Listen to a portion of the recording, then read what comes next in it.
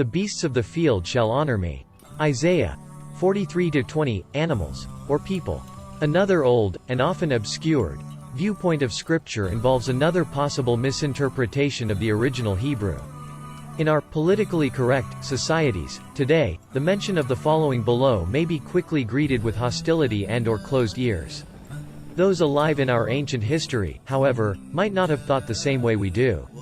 The translators of the Bible's original Hebrew and Greek languages tried to do so with the best of intentions. They also went by the best of their abilities, as well as preconceived notions. When we see references to birds and beasts in English versions of the Bible, we, naturally, might assume the obvious. Yet, we have ancient written evidence, however, from other texts, that these references might be a little more than animals. Even the Bible may suggest that these references could actually be individual groups of people. As some may not know, some of the writers in ancient times might have referred to people, of which they did not particularly like, as animals. Not to single out anybody in particular, but the ancient Israelites, of whom scribed the words of the Bible, often thought in much of this same way. In consequence, those who, later on, attempted to translate the Bible into other languages may have made some errors.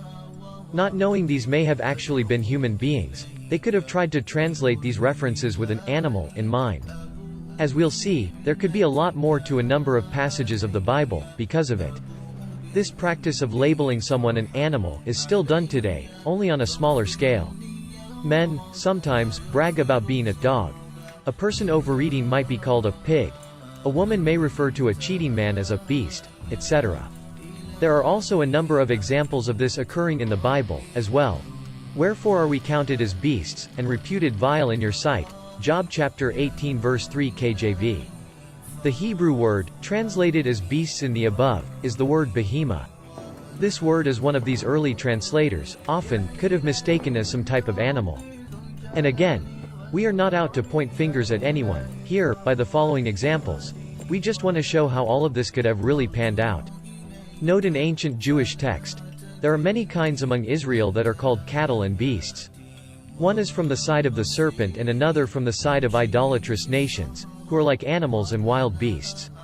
Zohar 2 Bereshit A29. Interestingly enough, modern-day dictionaries such as Merriam-Webster, m-w.com, also seem to shed light on this. A lesser-known, or archaic, definition of the word cattle is, human beings especially in mass, i.e. in a group. Another closely related word to the English word cattle is the word chattel. Chattel could also be defined as a slave, or a bondsman. Apparently, some cattle, as they're now called in the Bible, could have once been actual people, designated to help Adam in the Garden of Eden. As one could guess, words such as beast might also have negative connotations to them, but not always. According to the same dictionary, above, a beast could also be thought of as an animal under human control, or a contemptible person, or something formidably difficult to control. What this means is that, beyond being designated as one-time helpers to Adam in the garden, there were members of ancient societies who were also looked upon as wild, or idolatrous, depending on their lot in life. Even though English translators may have thought all of these were animals, we'll soon see how clear it is that some of the behemoth, among other words, actually mean something more. For before those days there was no hire for man, nor hire for beast. Baramah, Zech 8:10 KJV. But what kind of animal out there actually gets hired, or paid? But let man and beast, Baramah, be covered with sackcloth, and cry mightily unto God, let them turn every one from his evil way. Jonah chapter 3 verse 8 KJV. But what animal knows that he's evil, and cries out to God? There shall not an hand touch it, but he shall surely be stoned, or shot through, whether it be beast, Baramah, or man. Ex. 1913 KJV. But what kind of animal has hands, except human beings? No foot of man shall pass through it, nor foot of beast, Baramah, shall pass through it. Ex. 29-11 KJV. But what kind of animal has feet? But the seventh day is the Sabbath of the Lord thy God, in it thou shalt not do any work, thou, nor thy son, nor thy daughter, thy manservant, nor thy maidservant, nor thy cattle, Baramah, nor thy stranger that is within thy gates. Ex. 2010 KJV. As we see, this verse seems to be referring only to people.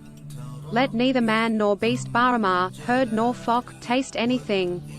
Jonah chapter 3 verse 7 KJV. If we notice, humans and animals seem to be grouped together. Something truly strange is going on here, in regards to these verses. Could these beasts, or Bahama, said to be created sometime around the time of Adam, be other groups of human beings? Would that also mean that Adam was not the father of everyone, here on earth? As we've seen in Untold Garden of Eden, there could have been more than just Adam and Eve working in the garden. These other groups of people have been referred to, in the past, as the pre-Adamites.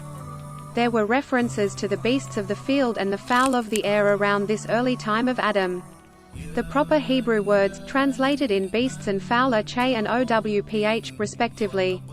So, based upon much of the ancient written evidence, we could conclude that there could even have been up to 5 different groups of people on the earth at this early time.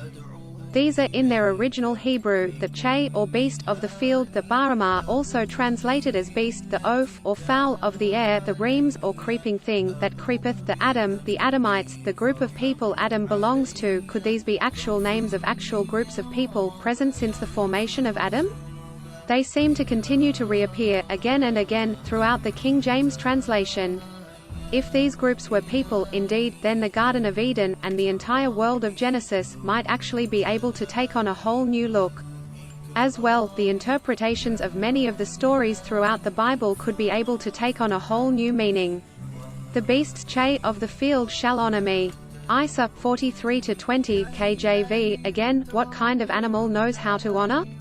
Clearly, these references seem to point to something beyond only members of the animal kingdom. The following set of verses, also, seem to refer to how the ancient Israelites, at least in the Old Testament, needed to separate themselves from groups of neighboring people around them. This was, of course, necessary to fulfill the prophecy of Genesis chapter 3 verse 15, see Cain, seed of the serpent. Yet, we see some of the same groups above.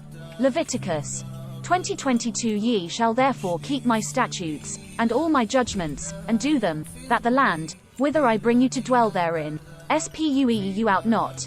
23 And ye shall not walk in the manners of the nation, which I cast out. 24 But I have said unto you, ye shall inherit their land, and I will give it unto you to possess it. I am the Lord your God, which separated you from other people. 25 Ye shall therefore put difference between clean beasts, behemoth, and unclean, between unclean fowls, oath, and clean, and ye shall not make your souls abominable by beast, behemoth, or by fowl, oath, or by any manner of thing that creepeth, most probably, the reams, on the ground, which I have separated from you as unclean. 26 And ye shall be holy unto me, for I the Lord am holy, and have severed you from other people. How can being near animals make one's soul abominable? Only people can do that, if we really think about it. In the context of the above, these other groups, the oath, behemoth, and reems, seem to be nestled entirely within a conversation about people. Why? We know, since the prophecy of Genesis chapter 3 verse 15 was fulfilled, and Jesus' sacrifice crushed the serpent's head, the need to separate groups of individuals in this way, above, was not as big an issue as before. What is important to understand, however, is that these other groups of people might have existed.